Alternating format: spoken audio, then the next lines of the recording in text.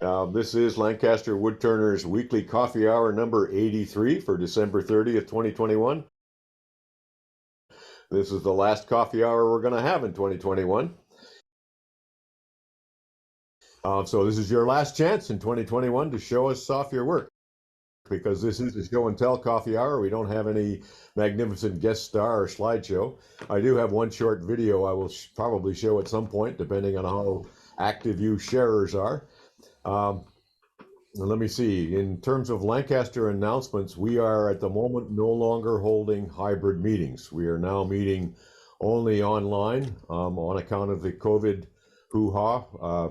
We don't feel safe in our space. It's just too crazy right now. Nobody knows what's going on. So we are not going to have any hybrid meetings in January anyhow. And we are postponing the January 22nd shop cleanup and inventory to another time, again, for the same reasons. So with that, we will be having coffee hour here this way from, I'm coming in from my home, and I think as the rest of you are, as opposed to from our club space. So if anybody has it in mind to visit us in New Holland, don't, we're not there. Let me see, it's also dues season. If anybody belongs to the Lancaster Club or wants to belong to the Lancaster Club, it's time to pay your dues for 2022. It's only $30. You can do it by PayPal to me, or you can do it to my home address. I happen to be the club treasurer, which is how I get here. Let's see, I think there's no questions about that. And with that, let me see. Barry, do you have any announcements? Barry's our club secretary. I want to announce, as Matt will be doing during our regular meeting, monthly meeting next Tuesday, about the starting up or continuing to run the new Lathe fund. We have the opportunity of a matching donation grant, so it gives us gives people the opportunity to effectively double whatever they wish to donate. So if you give 10, it's like giving 20, and so on. And I'm looking for it to get us to the purchase price of the new lathe, so we can get it here. And by the time it would ship, as I understand, they're running as much as 7 months behind now. Yeah, if we got a new one, we'll be all set to go COVID-wise and be able to enjoy it and see demos on it. So if you're thinking about, you got a little bit too much money left over after Christmas, you can get it off to John Kelsey for the Lathe Fund, and the club would sure appreciate it. Thank you. What he means by that is if you give 20 bucks, it'll be matched with 20 bucks from another donor who has agreed to match up to a pretty significant sum. Correct. The club right now is operating with a crappy old jet. And we spent our wad last year getting it equipped for video. So now we have to get equipped for proper demos and teaching at our space in New Holland. We were kind of homeless for a few years, so it's all coming together at once. So that's the story on that. And any questions for that, you can communicate directly with Barry or with me or with Doug. I don't see anybody else on here who's a current club officer. I see 35 on screen today, 37. That's a good lot. I think our previous high was 36 or maybe 38. So welcome aboard. This is a show and tell day. What do you guys got? Who wants to show things? Let's see. Let me know, or do raise hand. I got Dave Delo. Doug has some photos held over from before. Kai, Duxbury, Ray. Who else? Judy Stone. Doug has your pictures. Okay. For those of you who are new here, we are using, when we can, the raise hand function. If you want to talk, you can wave your arm and I'll try and see you and call on you. But if you want to just get in queue to have your moment in the sun, you go down to the bottom of the screen where it says reactions, and you click reactions. And the first thing that comes up with reactions is raise hand. And if you click raise hand, you move up to the upper left of my screen. So I see you there, and I know you're there in queue. So we can't miss you. And I've got 6 or 7 in there in queue right now. But I'm going to go to Doug first, because he's got pictures that came in from other people. Let's start with that. What do you got, Doug? Can you do it? Oh, yeah, sure, I can do it. So we have Judy Stone. First off, Judy, these are the, go ahead. Thank you. This is Dennis Belcher. Dennis Belcher had a flower vase, and we modified it a little bit. This is spalted maple on the top, and he has a fishbowl cutout for the mouth, which we didn't do. And the base is curly maple left over from when Mark made a mandolin in the neck of that. So Anyway, that's, I'm really Is that a happy with- vase, Judy? You put a flower in it? Is that what it's for? Right. Weed pot. How did you hold it on the lathe for turning both sides? Vacuum chuck. Vacuum chuck. So glad we got a vacuum chuck. It's my favorite tool now. I'm also really glad that we had this, the bark still on the base on the piece of wood there. And I think that added a really nice touch for the spalted maple, complemented it well.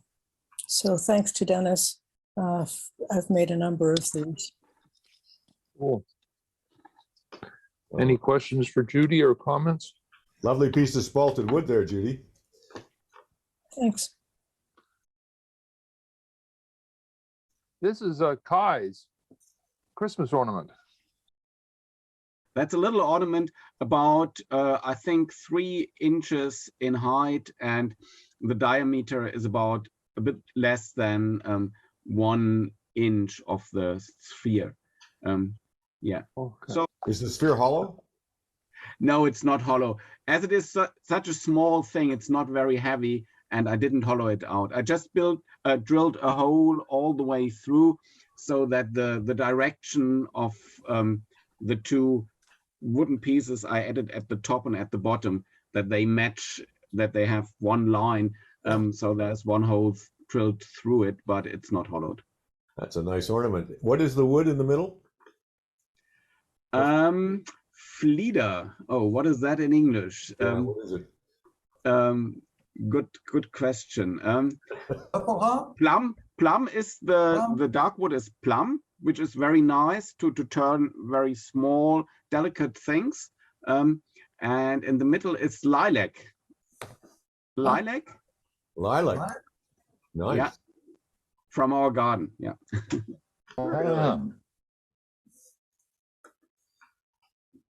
Okay, that's it. I'm going to start going to the top of the screen. Dave Dila, what do you got? Hey, good morning, everyone. Around our house, we have a secret Santa, just because we got a large family. So every one person gets a pretty nice gift. And so one of my daughters-in-law decided that I was a very good boy this year. So she bought me, or I got a gift card for the wood turning store, and picked out this Axminster SK100 chuck with the C jaws in it. Okay, and even before Ernie Conover did the spiel about the Axminster chucks, I had this in my cart about 25 different times over the last year or so, because I've had the spiraling chuck from them, and I've done a few bowls like that, and it really worked out well, and I liked it. So that was my interest in it. But I think the biggest interest or the reason that I wanted to get one was the screw chuck that actually fits in the jaws, these C jaws, and that's the main reason why I wanted to get one.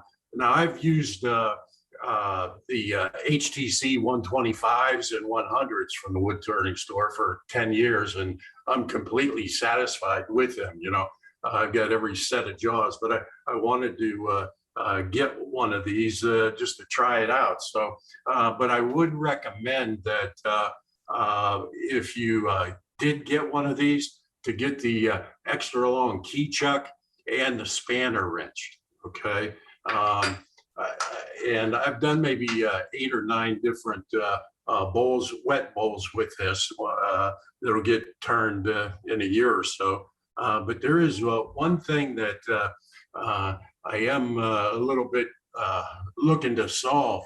They say that you should use an 8mm drill bit, which is a 1/4 inch.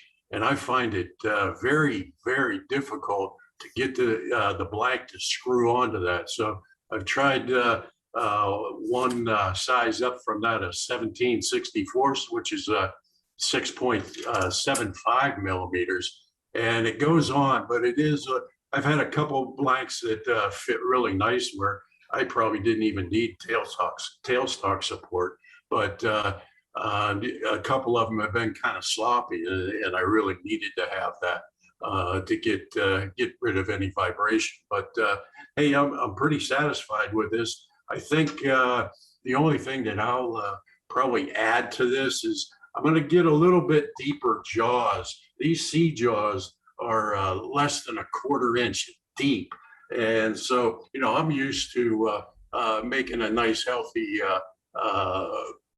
tenon on the bowl.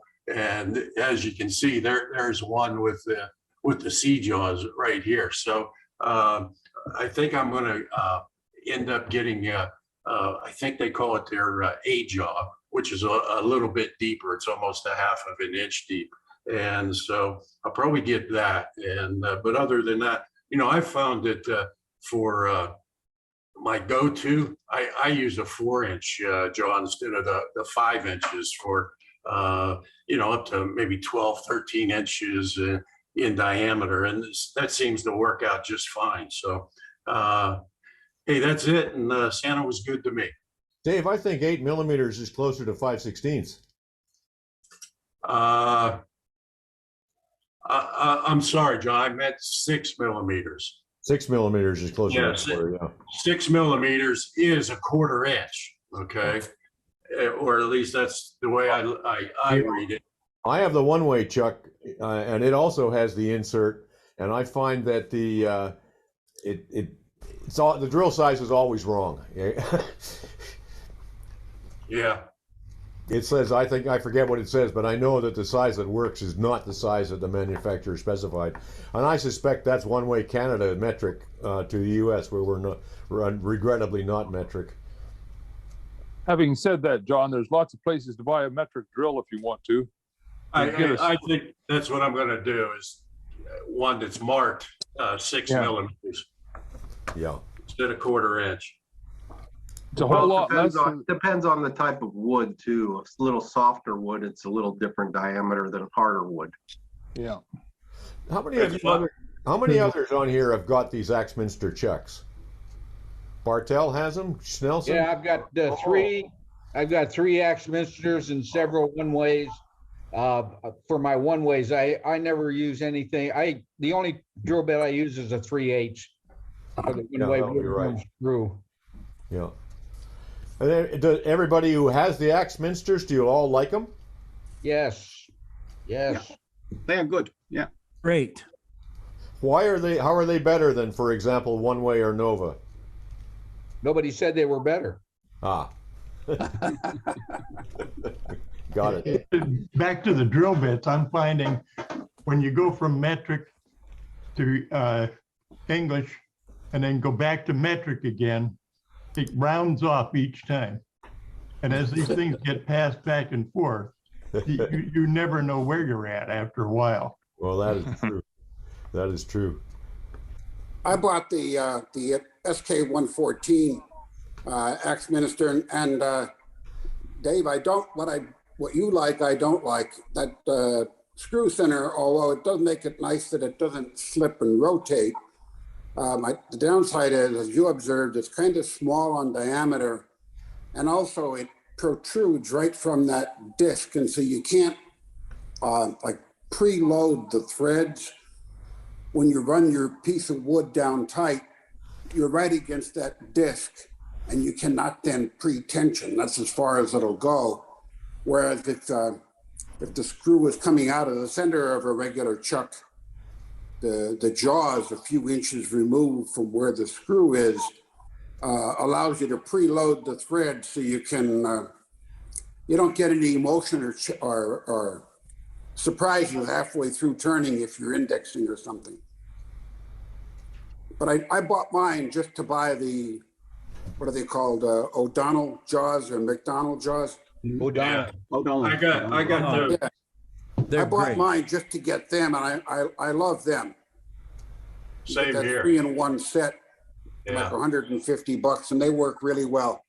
Well, Delo's holding up a picture. I'm going to put the spotlight on you again, Dave, so we can see that. Yeah, I did pick this up too. I got the whole set. Yeah. I haven't used it yet, but I'm looking forward to it. Now, do those come in more than one size? Yeah, there's a 50 millimeter, and then it goes down from there. I don't know, Okay. 38, 25 or something like that. 1 They inch, all 1 inch, add on 2 to the inch, basic jaws. 1.5 inch. You can get inserts for the big one as one set. Angelo, are those the same as those chucks you have from Poland?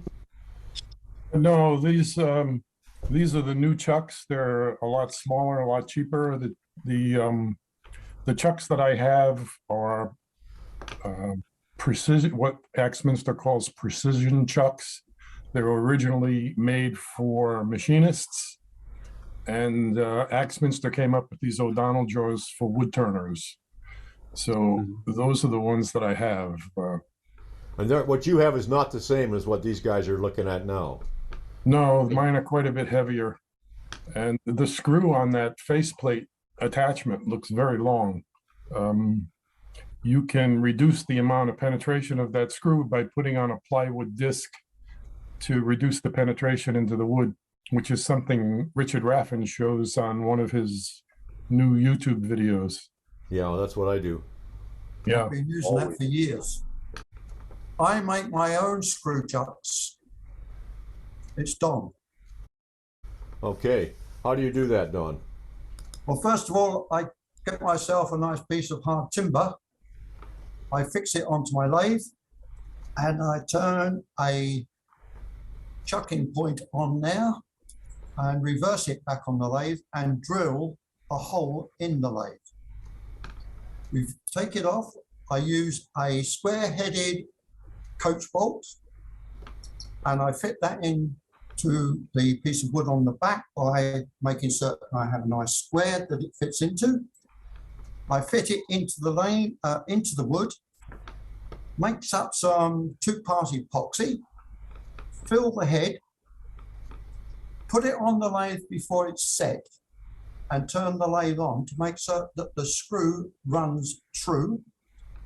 Stop the lathe, let it set, clean off the excess epoxy, and you're raring to go. And you can have that any length you want, and you can then use distance pieces between it for any type of wood. I've used it on wet wood and on normal wood. Well, And the going thing back is, to one of your members there on about the depth of tenon that you want on a bowl. My tenons that I use are usually only about 3/16 deep on whether it's wet or dry wood. Plus, if I want a very thin platter, I don't use a screw chuck at all. I use a hot glue gun. Has anybody ever used those? oh yeah. Yeah. Oh yeah. I also use double stick tape. Yeah, that's fine. I always use the hot glue gun. And Well, do you not find when you make your own chuck like that that the threads are not as deep as you would get on a commercial screw chuck? not if you use a coach bolt, because a coach bolt is parallel. Ah, Don't use a Don. normal wood screw, because a normal wood screw, as you know, is tapered. But a coach bolt is a square head, and it is a parallel thread, and it is very deep. but they're still not as deep as you would get on those commercial inserts.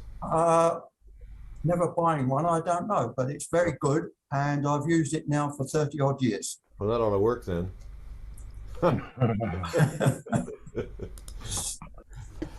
Okay. Whilst you're there, can I just show you something?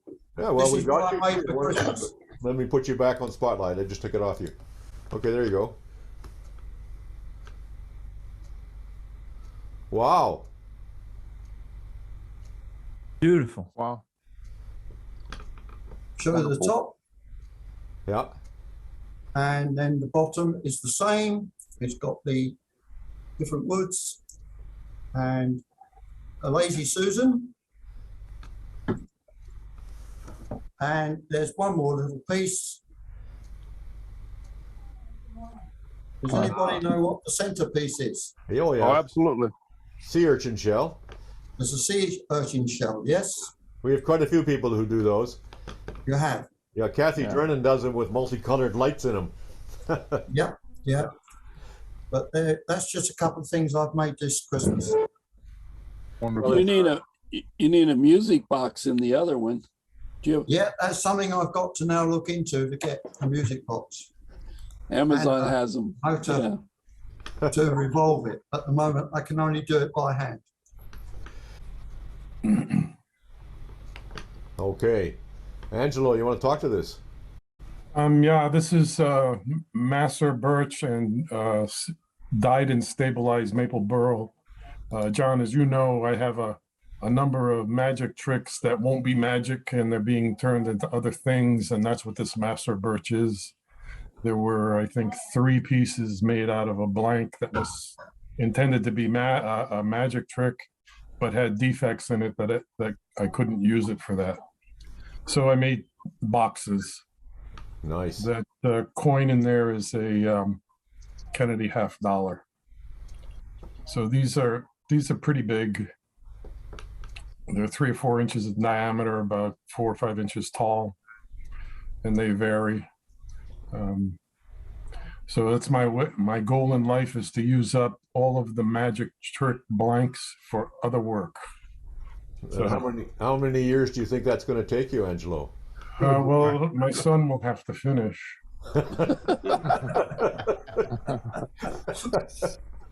So I'll get through what I can do, but it is what it is. One of these was actually turned on Christmas Day. I think the one with the blue. And what's this one? This is a tower box. This is a scrap. It's a leftover piece of ebony on a piece that I made for a fellow out in Ohio. The bottom has checks and cracks in it, so I couldn't use it for magic. And this tower box is what I'm after. It's kind of an architectural piece when the lid is on. But there's a disc leftover ebony from a magic trick. The ring is from the blue lid on the previous box.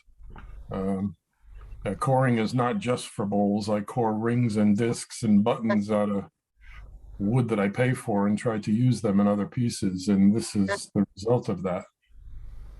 Well, I notice you never throw anything away. I mean, if you take a quarter-sized disc out of there, you're going to keep that, aren't you? Yeah, if you look at the first one we showed, there's a dime-sized disc and the little knob of the tray. Uh-huh. And that came out of the middle of the same piece. There it is. Oh, I see it. Yeah, right there. So this is a little tiny one. This is redhead boxwood and spalted maple. Well, very nice stuff. Can you speak to how you do the coring? How I do the coring? Yes. Sure, with a parting tool. I part out little discs and whatnot. In fact, I'd like to write a little blurb for you on that with illustrations to show you how to do it. That would be nice. Okay, I'll work on that. I'll make sure it gets around. Okay, thank you. Any other questions for Angelo before we let him go? Okay, just so you guys who might not be acquainted with Angelo, he's pretty well known around the world as a maker of magician's illusions. He's made hundreds of them for professional magicians. Kai, you're back. We got you at the head of the queue. What do you want to show? Yeah, okay. I'll just share with you, see whether that works. Is the PowerPoint presentation started? Can you? We see UFO sightings in Germany. Is that right? Yeah. Okay. Okay. So I show you a little film about one flight and landing of a UFO.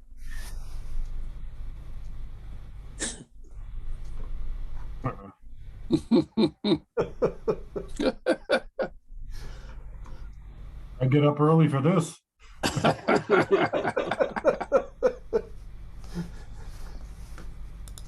So, okay, the landing is to follow. Yeah, that's it. That's pretty good. So what's the story on this? Give us the deal. Yeah, just a second. I've got another one. Oh, okay. That's the second one.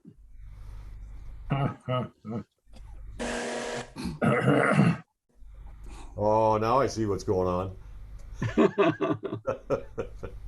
Top. Okay, so this one landed as well. And so these are the UFOs. And I used the same little lights that Kelsey used for lighting the sea urchin shells. And for the right one, I turned a little black cap to put over it, over the LED, so the optical effect is a little bit different when it's dark. What And are the the white texturing. Yeah, what is the Sorry? texturing? The texturing is done with a Sorby texturing wheel. I mean, maybe you know that one, the small one with this red aluminum handle and a small toothed wheel that turns and that you just push into the wood, and that gives different textures depending on how you hold the tool, and you can get that, for example. And I thought that looks a little bit like maybe windows on a spaceship or something like this down here. Yeah. Very nice. Okay. How large are these, Kai? This is Alan. How large are they? Around 3 inches in diameter. Okay. Yes. Those are great. You got a great imagination, Kai. Thank you. Certainly does. Kai, you need do you launch them by just spinning it with your thumb and index fingers, or how do you launch them? Yeah, I'll show you in a minute. That's that's a good question. So that's the second one. And here I exchanged the original white LED for a red blinking one to have another effect. I wanted to buy those that change colors, but they are not available in Germany at the moment. So I changed the LED myself to this blinking one, but one that changes colors would be nice as well. Okay, so this is the hardware, the balloon lights Kelsey used as well. And yeah, they are really simple. I just ground off this little loop here that you normally use for hanging them inside the balloons. And actually it's just an LED, 3 batteries in series, and this cap here, and the LED wires are bent so that one touches the outside and the other one makes contact with the top of the battery. So if you screw all together, it's a closed electric circuit and the LED lights. And if you unscrew this a little bit, the battery falls down. There's no contact up here anymore, and the light goes off. Yeah, and that's the way to start it. I put this over the LED and then pull the string, and here you can see that it's made of 2 pieces. So this handle stays in your hand, it doesn't turn, and this bit, the front bit, turns when you draw the string and puts the UFO into motion, and then I just lift it off and the UFO turns. Wonderful. Okay, that's it. Kai, you need to hollow them out and put a little light inside and let those windows light as well. Yeah. that would be a good idea. So something for the future to do. Hey. So, questions for Kai? Once I made just the easy version for now. Questions for Kai? Yeah. Sorry? I'm just looking for questions. Any more questions? Okay. So, Do your grandchildren Really like them? enjoyed it. Do your grandchildren play with them, Kai? No, I haven't got grandchildren yet, actually. Okay. So Your at the children moment, are a it's bit just old. me who plays with them. So it's all my choice. And I like spinning tops. I've got lots and lots of them, all different kinds of spinning tops. And I love these. And I love demonstrating wood turning as well and making spinning tops and giving them to children. They are always delighted, and it's just a quick job on a lathe to do a spinning job. And once children watched how to make them, yeah, they love them. So they are So what nice little objects. You're saying I that have a question. you're currently the youngest child in your house, are you? Yeah, at least by mind to say, or I don't know. The youngest child in the head. I find that children love to color tops while they're on the lathe. They love to put the colored marker or colored pencils up to them and see the colors just appear all over the thing. Kids love. I like that a lot, and kids like it too. It's quite magic. Mm-hmm. Yeah, we did that as well with kids.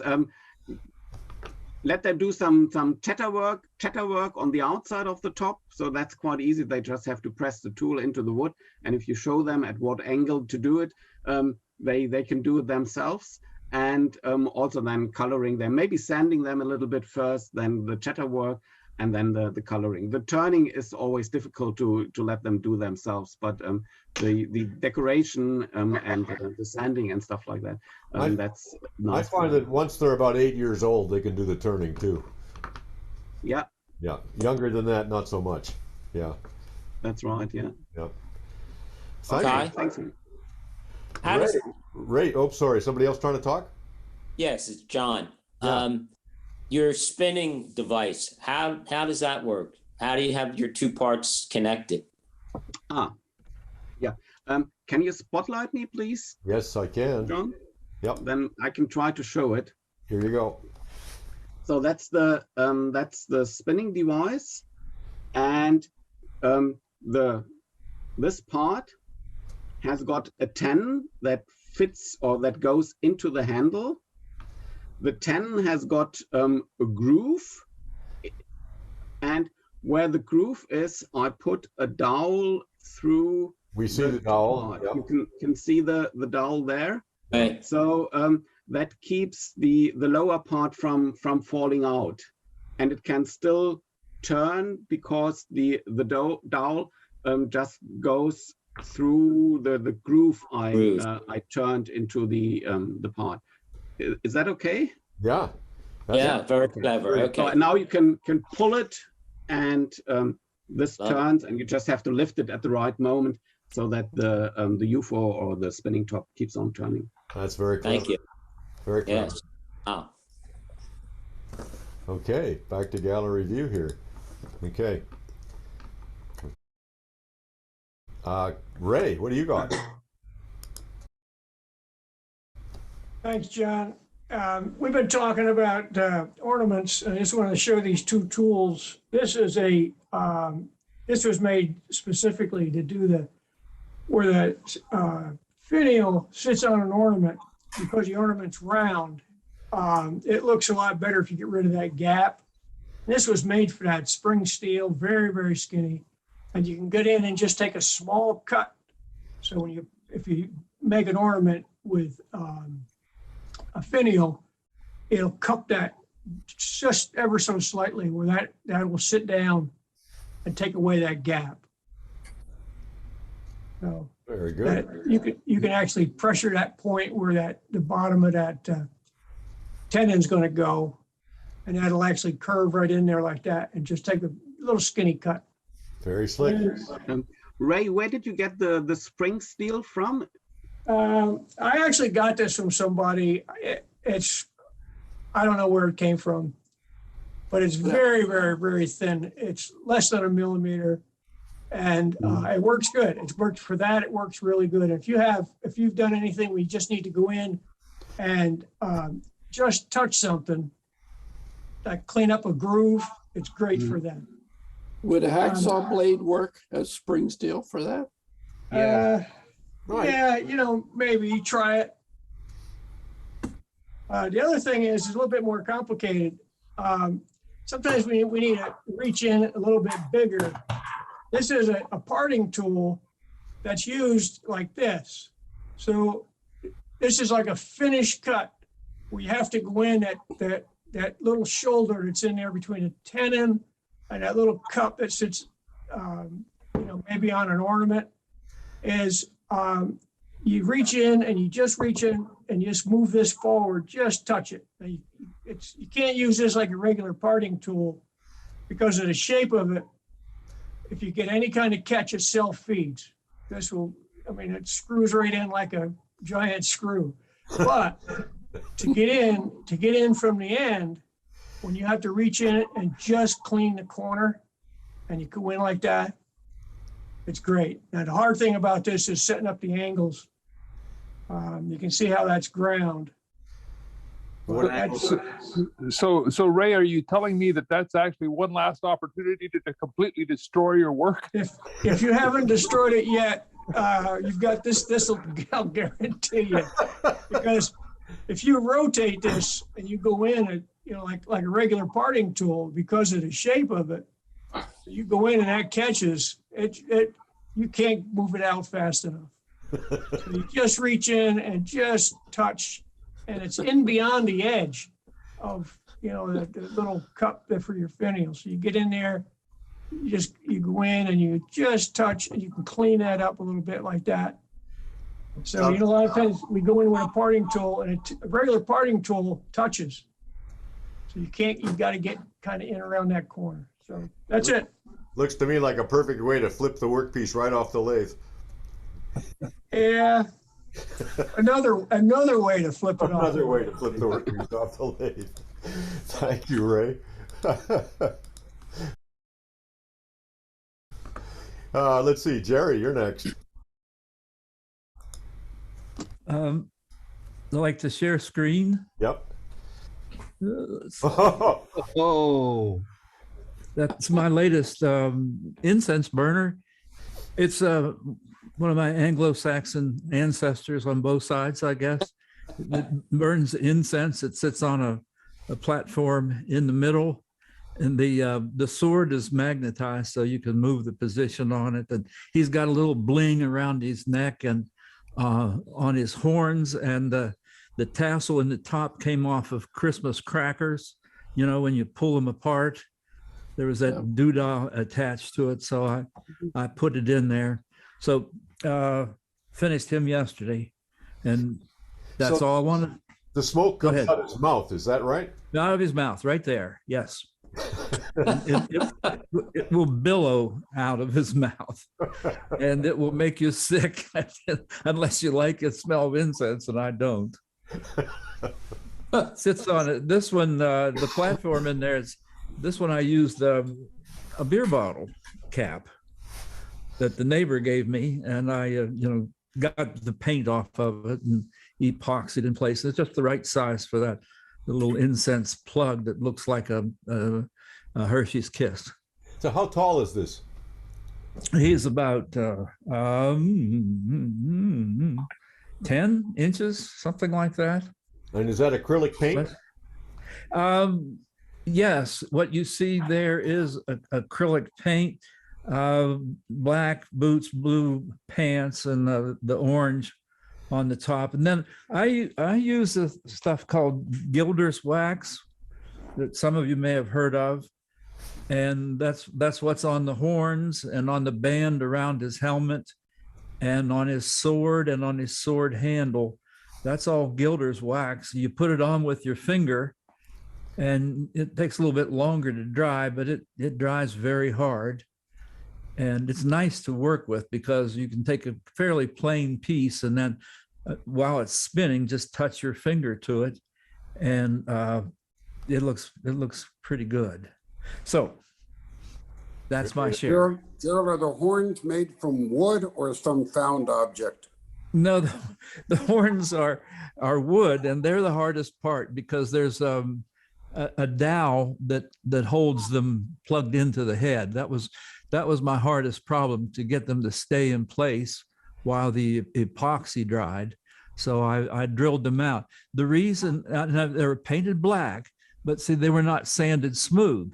So what you see is the grindings from my, I mean, I turned that on the lathe. You turn a circle and then you divide into 4 parts. But then I did some shaping with belt sander, well, a disc sander, and also with a Dremel tool. And I didn't sand it, so it's rough. So the gold just hits the high part.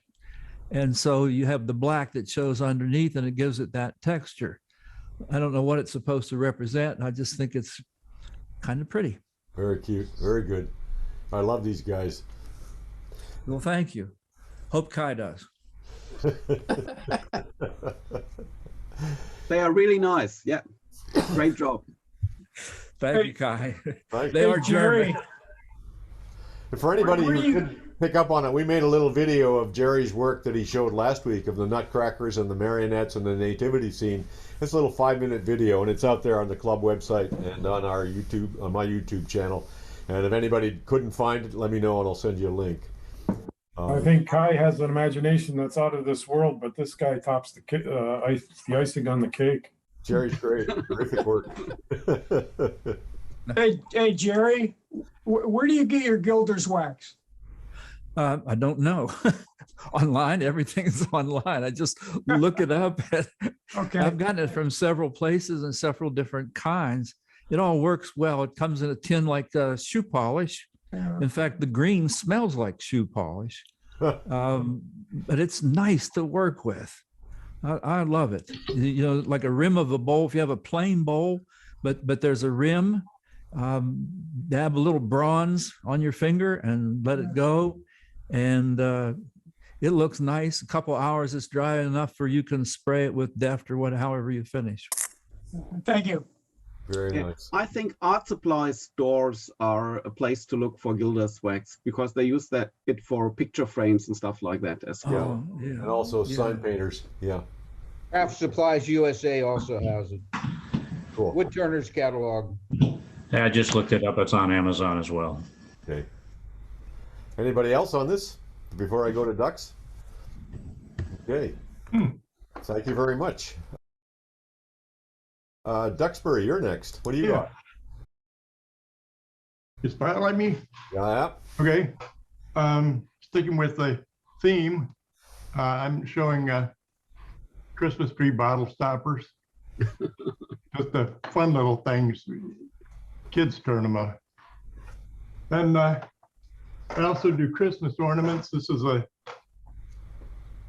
6-piece segment turned inside and then flipped around and turned outside to give you it's probably about 9 inches long or something.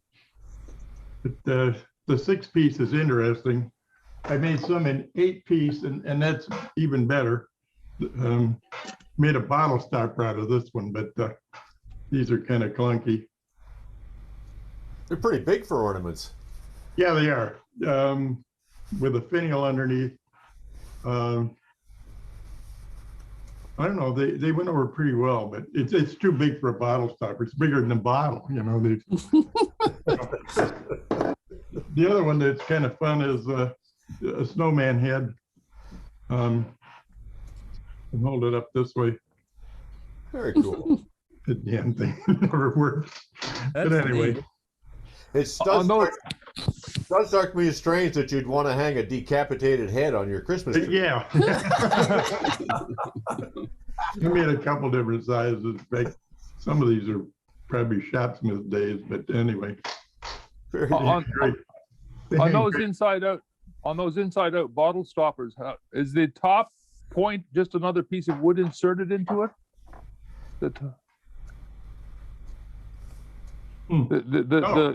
No, that's actually part of this damn camera. Yeah, you're too close. Just hold still. It's okay. Yeah, that's fine. Yeah. It's part of the inside. No, that's actually one of the segments comes up. Okay. On the bottom as well? The bottom too. Okay. Yeah. Wow. I made a bunch of these and I cut them in half and put a finial from the inside down, and that worked too. because this part is so much work.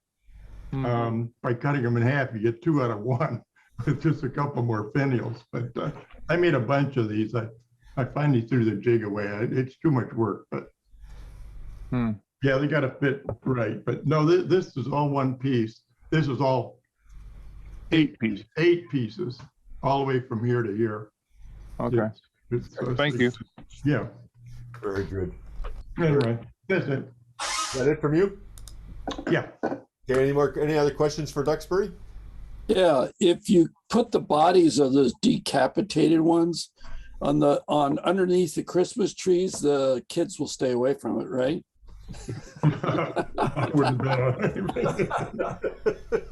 Not my kids.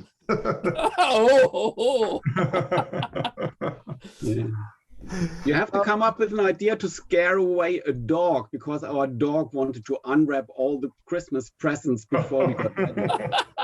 Yeah, and the cat wants to take all the ornaments off the tree. Make something up from Calvin and Hobbes. Randy Smith, while you're there, tell us what you wrote to me about the farm show. Okay. The Susquehanna Woodturners are demonstrating this year at the farm show, and we're going to be in the main exhibition hall near the McClay Street end of the farm show, and it's going to be a live farm show, not virtual this year. So we have a couple of spots open. If anyone from the Lancaster Club would be interested in signing up for a spot. John, who should I send an email to that you can distribute to the club? To me or to Barry? Okay. Yeah. I will do that. Okay, cool. Thank you. There's a list. I got my booster shot yesterday. And so we are, there are a couple spots open yet. And everybody is welcome, if you go to the farm show, to stop by and talk for a while. It's a lot of fun. We have a great time. We make tops for the kids, and I make pens for the troops, and we have just a marvelous time talking to all the people that stop by. So, all right, pretty much it. And that's in January. That's this month. What are the dates? January 7th or January 8th through the 14th. Okay. Thank you, Randy. We got a few minutes left. Michael Gibson, what do you got? I'm going to try and share my screen. This piece. Well, a good friend of mine came to my house months ago, and his wife had this ceramic vase in her home that she really treasured. Well, she knocked it off and broke the thing. And he said to me, "Can you make this and keep it a surprise for her for Christmas?" And I said, okay, because they're very dear friends. And let me just see if I can move this out of the way here. I'm getting lots of pictures. Okay. And it was a bit of a pain to make, but I eventually done it, and I made it out of pear. And I thought I would bleach it to try and get the ceramic look. I bleached it 2 or 3 times, but it just wouldn't go the right color. So in the end, I was thinking what I could do, and I was thinking of painting it. And then up on my shelf, I saw some milk paint. So I painted it with 2 or 3 coats, and then I put the finish on, and then I buffed it up, and it looks almost identical. I haven't got a picture of the original broken piece, but it came out very, very similar as the back of it. I can tell you it was a lot of work, all the sanding. It was a bit of a pain to make, but it turned out very nice, and I was happy with it. So, and she was as well. I gave it to them, although he commissioned it for me to make it. I gave it to them both as a Christmas present because they've been very good to me over the years. I just wanted to show you one more piece. this was the piece I showed last week, but my camera wasn't that clear, so I've taken photographs since then, and you can see the veins a lot better in this one. And then I told you I do a demonstration making an Asian rice bowl and showing how I texture it and do all the piercing, etc. So that's all I've got for you. All right, so you do a lot of this piercing work, don't you? A lot of this is like the high-speed dental tool sort of piercing. Yeah, I have lately. I'm getting some of it's so time consuming, I think I'll just give it a break for a while and come up with something else. Wearing me out. I don't have the patience for it, that's for sure. Well, it's not wearing me out, it's just the time that you sit down all the time, and I'm more of a physical person. You know, I've always been active, and to sit there for hours and hours and hours becomes a bit of a pain. Yeah, very difficult to do. Okay, any questions for Michael? It's fabulous work. For those of you who might not have been here last week, that leaf sculpture is made by turning a thin wall vase and then cutting the leaf shapes out of it. That's how the curves get into the leaves, and then texturing. So it's a colossal amount of work to make things like that. Oh, let me see. What do we got? Vasco, what do you have, Ken? Yeah, I have a couple little updates. First off, I was able to get honorable mention in the Alan Stratton ornament challenge with, here was the ornament. This is with pencils. And thank you to everybody who voted for me, if anybody voted for me, appreciate that. I had a winter market I was very successful at here in State College. And out of it, I pretty much sold out. What happened, it was a 2-day event. But afterwards, I got a request for a pen, which I never get a request for pens. They aren't very popular right now. But anyway, I got a request for a pen from a woman, and her grandfather lived in Ohio, and he was a lumberjack, and she wanted something special. So I was trying to figure what I had, and I had an oak burl, and I made a couple of oak burl pens. And here's an extra one, but she liked them so much that she bought 2 of them, which was nice. And also a follow-up, I had to send one to Buffalo and one to Florida, which was kind of nice. So that was a nice little thing. And also made a couple, you know, when you make one pen, you can't just make 1 or 2 pens, you have to make a bunch.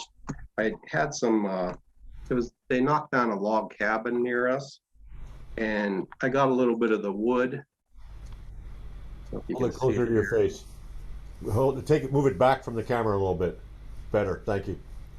Okay, and if you look at it, it's just pine, but it's really tight pine. So the log cabin was about 200 years old, so we figure maybe 300-year-old piece of wood here.